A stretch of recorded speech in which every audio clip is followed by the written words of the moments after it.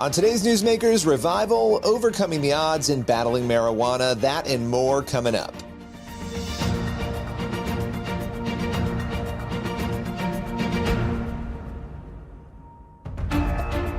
Welcome to Newsmakers, a show where we go behind the headlines each week to bring you interviews with pastors, entertainers, politicians, and other notable news figures. On today's Newsmakers, revival is breaking out on campuses across America. Let's welcome author and speaker Jenny Allen to Newsmakers to share the surprising details. Jenny, it is super exciting to be talking with you. I am just blown away by what I saw on your Instagram feed. You were out at the University of Kentucky. Tell us what happened. Take us through it. Well, this is just all a miracle. We are on our 12th university. Next week, we will go to 13th at Ohio State. And in every single case, it has been miraculous. I mean, so many kids show up to a free event. So many kids come forward, confess sin, follow Jesus, and we're baptizing usually into the morning. And it's unlike anything I've ever seen. It's unlike anything I've even been bold enough to pray for until recently. And it's a ministry called Unite that just was the heart of my friend Tanya Pruitt. And her first vision was on Auburn's campus. And it has just... We never dreamed when JP and I said yes to that event, we never dreamed we would be on this wild ride with her all of this time later.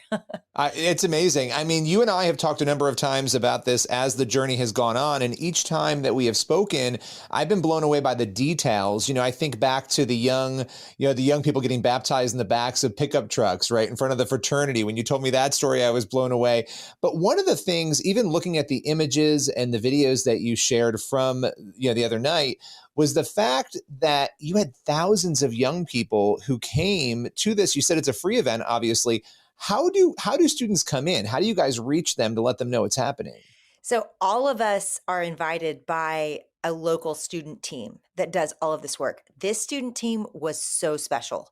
They not only invited their campus, which they always have to, they have to raise money. They have to garner just the support. They have to rent the arena. And so it really is impressive that every one of these events has been spearheaded by a student-led team. And, this team specifically, we heard the stories, they were on fire and they were believing God for the miracles that happened last night. And honestly, when, we got there, they were emotional already at all that God had done. They prayer walked around their campus for 42 miles. Wow. I know, they just were special. Like they really, really, really believed God. And it was so cool. At the end of the night, Tanya brought up that whole team and they were standing on stage looking out at all the people. So many people had come forward to receive Christ. And I know it was very emotional for them, but it really feels very much about them, led by them. We're serving this vision that is it's truly a movement. We can't believe it's happening. During the event itself last night, what were some of the things that you saw? Because there was confession of sin. I mean, take us through some of those visuals. Yeah. So it's such a beautiful, just simple program. We usually will start with this last night. Tanya talked about purpose and a vision. And then I got up and talked about confession and sin. And then they all, it's unbelievable. They turned to three friends and you just can see the lights are up at that point and you can just see all over the stadium, huddles of kids wiping tears, nodding, praying, holding each other. I mean, it's so precious and brave, and then, at the end of that, they stood up and yelled out the thing they were leaving behind. Like they yelled out this, oh, they're sending it. Almost just hurt your ears. Like the stadium shook with them yelling this out and cheering and feeling. You just felt something break in the room. Like there was so much freedom. And then JP gets up and shares the gospel so clearly, so powerfully. And they're just ready. Like they're sitting on go. Like they do not want to miss. It reminds me, I did get to, when I was really young, go to a Billy Graham conference in my hometown. And I couldn't believe it back then. Like everybody's just walking forward. That's so crazy, That was wild.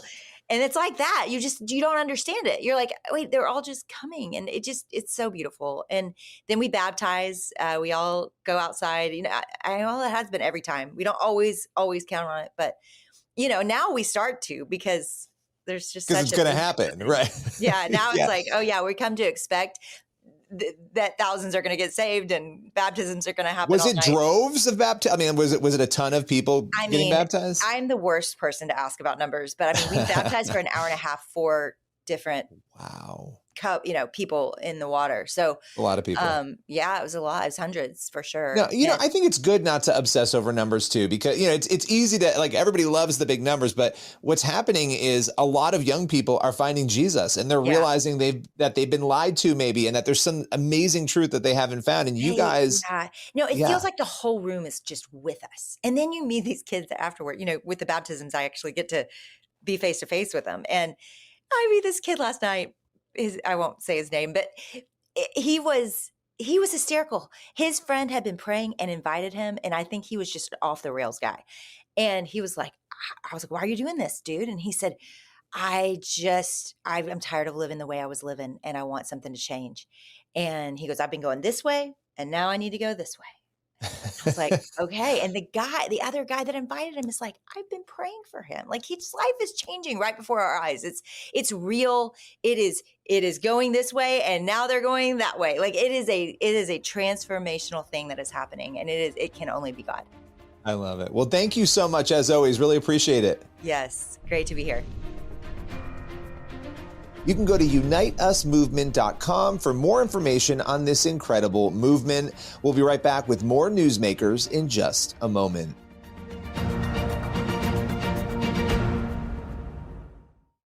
And I slipped. I couldn't use the whole right side of my body. I went from having a promising career as a neuroscientist to having a medical death sentence. People would pray for me, and sometimes it felt like this power that just zapped me. So how do you know this wasn't psychosomatic, a misdiagnosis, something that was being missed in that process? Are miracles real? Do they happen today? Let's investigate.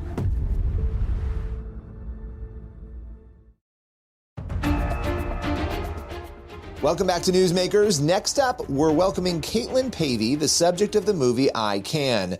Born with only one arm, she overcame incredible odds, and she joins us to share her amazing journey. Let's welcome her here to Newsmakers. Well, Caitlin, I want to thank you for joining me today. We're here to talk about your story and the film I Can, which tells your story. You were born with a birth defect and overcame and have done incredible things, and we're going to talk about all of that. But your father, his hesitancy, can you talk a little bit about what drove him to say, hey, initially, I don't know that I want my story out there? Yeah, so I was conceived out of wedlock due to an affair. Both my parents were married previously, and then when they got together, they had me. And so they both thought that their sin caused me to be born with one arm. They thinking that cheating on their spouses, getting together, caused me to be born with one arm. And my grandma, my dad's mom, whenever I was born, told my dad, you know what? God doesn't make mistakes. He has a plan in all of this. He has a purpose for this, and he has a reason for this. And that's a little bit why my dad didn't want to share his story. It's just because that he thought he was falling short because he sinned, and he felt guilty, me being born with one arm, just because of his past. He felt it was a punishment from God, which, a lot of people struggle with this when it comes to theology and seeing things that happen as being a direct, punishment for something that we've done. And here you are, and I think this is the incredible part about your story, inspiring people all over the country, all over the world, with this amazing story that God has used. And what was it like growing up, with that birth defect? How did people treat you? You have, from what I understand, a very positive outlook, and we're going to get into that. And you have overcome so much, but talk about the experience. I never really realized that I had one arm, and my mom tells this story when I was about 2 years old, and I found a picture of myself, and I showed her. I was like, Mom, look, my arm broke. My arm's broke. And she goes, your arm's not broke. That's how God made you. And so that was like one of the first realizations that I knew, like, I had one arm. But growing up, I faced a lot of adversity. I faced a lot of challenges that I had to overcome and adapt to. So you continue to adapt to any adversity that you're thrown in life, and you overcome that to become successful. You don't go back to your old ways. You don't give up. You keep pushing on to be successful, to show people that you can. And that's just what I did my whole life, especially through the sport of softball. Let's talk about that, because an All-American athlete, you receive a scholarship to play college softball, one arm. I mean, most people can't do it with two arms, get a scholarship to play any sport. Some people do, but it's tough to do. Talk about that. I mean, what did it take to get there and to reach that level of success, especially because, again, there were certain things you had to work harder at or figure out how to do it differently? Yeah. So, first off, I started playing softball at 3 years old, and my dad was my t-ball coach. So just growing up with him in the backyard playing softball, it was about when I was like 8 years old, I started playing more competitively. I started on a travel team, but that's when there was a lot of words from parents, words from other players, words from coaches. Wow. And I was doing pretty well. I was playing outfield, and I was starting most every single game. And I thought I was doing well until I got a phone call from my coach. And she said, "Hey, I need to tell you something, tell your family something. So can you come meet me at my house?" So we went to her house, and she said, "I'm going to have to ask you to leave my team." What? Yeah. So I was like, what? Because I was like, I'm playing, I'm starting. Like, what's wrong? And she said, "Well, I don't like drama on my team." And she said, "You're causing a lot of drama." She said, "Parents are complaining that a girl with one arm is playing over their daughter with two, and they just don't understand. And I can't deal with this drama on my team, so I'm going to have to ask you to leave." So because you were outperforming people, it was your fault. And because you were there, it was your fault. Their reaction was your fault in her view. Did you leave the team? We did. And I was raised to turn the other cheek like Jesus did, and just to leave. And so we did, and it hurt a lot. But like I said, I used those words as fuel to get better. So after that, I worked countless hours with my dad, countless hours just trying to improve my skills to get better. I wrote goals down on a board in high school and what I wanted to accomplish. And that was one, to hit my first home run, to become an all-conference player, to become an all-state player, and to sign a college scholarship to play softball. And going into my senior year, I did accomplish that. I hit my first home run. I was MVP of my conference, and I was the first female or male from my high school to become an all-state player in the state of Indiana. And lastly, I wanted to sign a college scholarship. And that's how I met my coach, Coach Corey Gardner. And going to those camps, the same camps as those college coaches told me that, they'd love to have me, but they never gave me a chance, is where I met Coach Gardner. And he was actually there to recruit a pitcher and catcher. So he wasn't even looking for me, a little outfielder. And so he was at one field, and he had an assistant coach that was at my field. And he was watching the pitcher and catcher, and she was watching our little game that was going on. And she called him and was like, "Hey, you need to come over here. You need to see this player." So he came over, and he saw me play. And after the game, he said, "Man, you know what? I don't care if you have one arm, no arms. If you can play ball, you can play ball." And just to have someone have that much belief in me as a player and as a person, and to look past my arm and just see me for who I was, meant so much to me. And he offered me a full ride scholarship. So my senior year, I signed a full ride scholarship to play for Cincinnati Christian University. Well, I so appreciate you taking the time. What an incredible story, and overcoming. Life can get people down. We're looking right now at skyrocketing rates of suicide and depression. And, when you're going through different things in life, it's easy when God is not at the center. And even when he is, to get sidetracked, to get pushed into an area where you give up hope. And your story is truly evidence of somebody who not only didn't give up hope, but you persisted throughout, even when people treated you in unimaginable ways. So I really appreciate you sharing this story with us today. Thank you. And I'm glad I was on the show, and I'm happy that hopefully I can inspire one person. Be sure to watch I Can, streaming now. We'll be right back in just a moment with more Newsmakers.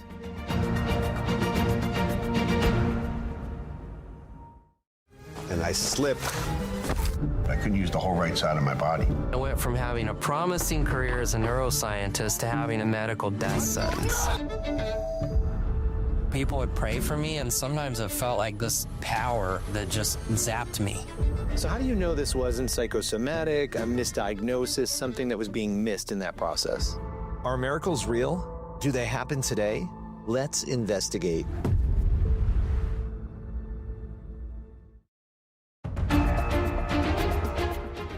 Welcome back to Newsmakers on the CBN News Channel. For our final segment, we are sitting down with Dr. Raymond Wiggins. He's the author of the book, Weeding Out the Myths About Marijuana.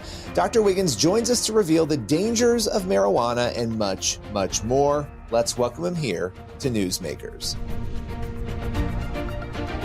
Dr. Wiggins, we know your passion for this topic, and it's an incredibly important topic. What was the impetus? You spoke a little bit about this before, but what was the impetus that led you into this level of investigation? Well, marijuana is very personal to me. I have 3 close relatives who died young, and I have no doubt that they would be here today if not for marijuana. They were very heavy marijuana users, and one died just a few years ago of a sudden heart attack after many years of smoking marijuana.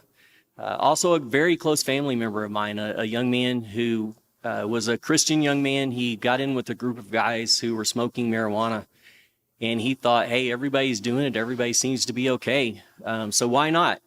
And he started smoking it. And after only 2 times, his second time, he developed really severe cannabis-induced psychosis, wound up in a psychiatric hospital, and he was never able to return to school. And that's the personal side. Then there's the professional side. I see a pattern of anxiety in my patients who smoke marijuana. Almost all of them who check the box that says that they smoke marijuana also check the box that says they have significant anxiety. Also, it takes about 3 times more propofol to keep these patients sedated than those who don't use marijuana. And it takes about 60% more pain medication after surgery to keep them comfortable. And so seeing the effects in my patients, my family, my friends, I began investigating the subject, and what I found just absolutely shocked me. I was just blown away by the amount of medical literature that was out there about this subject. And it doesn't go along with what you hear from Snoop Dogg and all the celebrities that are out there and much of the media. It really is very different than what you hear out there. Yeah, you hear this argument often. It's like, well, I would rather be with, a person who's happy and calm, high, than I would be a person who's drunk, and you hear and again, it's this diminishing of what's actually going on. And so when I think about that, I come back to the physical. You were giving those numbers of how much more pain medication it takes for your patients, how much more. I mean, that's alarming on about 50 different levels. But when it comes to the physical impact of marijuana, as you were investigating, you were going down, looking at that, what were the things that shocked you the most in those findings? Well, I found so many things that really shocked me, but probably the 2 things that shocked me the most were the heart effects and the epigenetic effects. And we were talking about this a while ago. It's fascinating. It is fascinating. I had no idea that marijuana would cause the heart effects that it does. For an hour after smoking marijuana, you have a 5 times risk of a heart attack. I have a story in my book of a young man who started smoking marijuana because he had Crohn's disease, and he thought, hey, this is going to be the thing that's going to help me. He started reading about it. He was a brilliant young man. He started reading about it. He got into a lot of books that talked about the use of marijuana in Crohn's disease. And so he talked to his parents about it. His parents were not on board at first, and then they're like, okay, well, let's just try it, because he had severe disease, Crohn's disease. Well, what they didn't know is that it was really harming his heart. And after just a few months, he began developing a severe heart arrhythmia, and he felt it a few times, but he didn't know what it was. And then he just died suddenly. Imagine the guilt that his parents had, because they felt like they literally killed their son. That's how they felt. No, they didn't kill their son, but that's how they felt because they were on board with him using marijuana to help with his Crohn's disease. So there's severe heart effects, and I go into that in great detail in the book. One of the things when it comes to the medical field and science and this topic that has been very interesting are the claims that marijuana in some way treats mental health, right? That people who are struggling with mental health issues, that marijuana is the thing that they need to take in some form to help them cope. What did you find once you started digging into that? Yeah, science is definitely against that. If you look at the American Psychiatric Association, they tell you that there is absolutely no data that shows that marijuana should be used for any psychiatric or mental health issue. In fact, science leads us absolutely in the opposite direction. Marijuana will increase anxiety, it increases depression, it increases bipolar disorder, it increases psychosis, and you can just go on and on. Again, I told you about the young man who's a close family member of mine who had cannabis-induced psychosis. That's acute. That's something that happens very quickly, but also it leads to long-term schizophrenia as well. So there are so many reasons that you should never use marijuana for a mental health issue. At the end of the day, when the book and the study guide, if somebody picks them up, they read them, which we want everybody to do here, what do you want people thinking and feeling? What do you want to accomplish through these books? Well, I definitely want to educate people. Again, I mentioned this several times in the book, and I've mentioned it here, but you are much less likely to use if you understand the risk of marijuana. And so if we can get people to understand the risk, then they're much less likely to use, and we're not going to see as many of the physical and mental health and spiritual issues that we see if they were using. And ultimately, what I really hope to accomplish with these books is I really want to lead people to Jesus. And I hope that I get to heaven one day and a lot of people come up to me and say, hey, I read your book. I gave my life to Jesus, and that's why I'm here. I love that. Well, Dr. Wiggins, thank you so much. Appreciate your time. Thank you so much for being here. I appreciate your time. You can get copies of Weeding Out the Myths About Marijuana wherever books are sold, and we'll be right back in just a moment with more Newsmakers.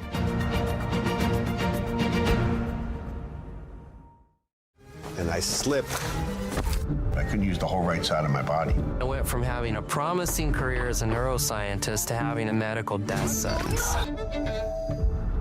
People would pray for me, and sometimes it felt like this power that just zapped me. So how do you know this wasn't psychosomatic, a misdiagnosis, something that was being missed in that process? Are miracles real? Do they happen today? Let's investigate.